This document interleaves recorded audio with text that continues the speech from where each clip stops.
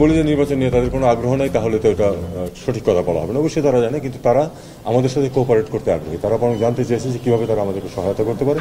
আমিও তাদেরকে পরিষ্কারভাবে বলেছি যে আমাদের এখানে কারো কোনো রাজনৈতিক অ্যাম্বিশন নেই। আমরা আসলেই একটি সুস্থ গণতান্ত্রিক পরিবেশ সৃষ্টি করে দিয়ে আমরা সরে যেতে চাই। এটাই আমাদের লক্ষ্য। তাতে করে যেটুকু সময় লাগে এখনও আমরা স্পষ্টভাবে জানি না, কারণ কতগুলো কমিশন কাজ করছে, তাদের রিপোর্ট দেখ, তারপরে আমরা বুঝতে পারবো যে আসলে কত তাড়াতাড়ি আমরা আসলে এই কাজটা করতে সক্ষম হব। না, আমাকে এই নিয়ে কোনো কথা বলেন।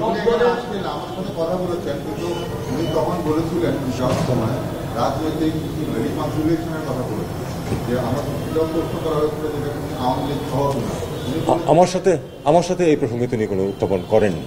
আমরা একটু জানতে চাচ্ছিলাম, সাবেক প্রধানমন্ত্রী বেগম খালেদা জিয়া যুক্তরাজ্যে চিকিৎসার জন্য যাওয়ার কথা ছিল, এখনো সেই সর্বশেষ প্রক্রিয়া কি, সেটি পররাষ্ট্র মন্ত্রণালয় থেকে জানতে চাচ্ছিলাম। এটা আসলে পররাষ্ট্র মন্ত্রণালয় থেকে তো জানার কিছু নেই। এটা আমরা অবশ্যই সহায়তা করেছি, ভিসার ব্যাপারে আমরা হেল্প করেছি। আমরা চাই যে উনি যেতে পারবো, কারণ ওনার চিকিৎসা হোক। না, এই নিয়ে আমার সাথে কোনো কথা হয়।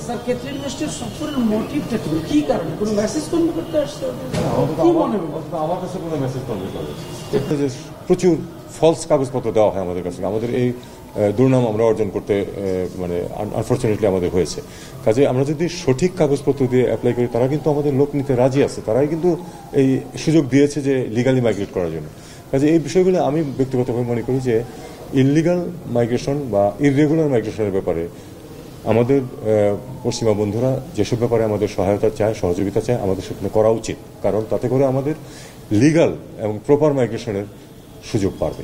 স্যার, একটা প্রশ্ন করতে চাই যে এটা তো ব্রিটিশ গণঅভ্যুত্থানের পর সরকার গঠন